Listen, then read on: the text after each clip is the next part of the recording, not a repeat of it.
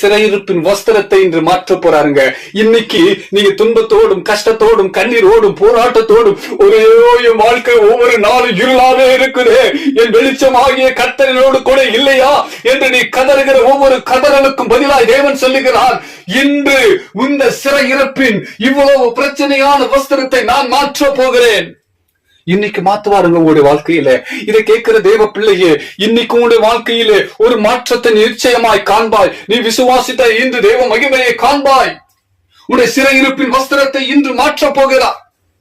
உன்னுடைய எல்லா போராட்டங்களும், உன் குடும்பத்தில் எழும்புகிற எல்லா பிரச்சனைகளும், உன் பிள்ளைகளுடைய பிரச்சனைகளையும் இன்று தேவன் அந்த சிறையிருப்பின் வஸ்திரத்தை மாற்ற போகிறார்.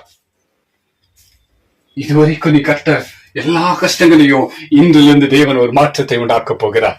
தேவ பிள்ளையே, இதை விசுவாசித்தால், கர்த்தருக்குள்ள உண்மையா இருந்தால், ஆண்டவரே நீ நிச்சயமா என்னை செய்வீர், ஆண்டவரே இதை செய்யவும் முடியும் என்று விசுவாசி.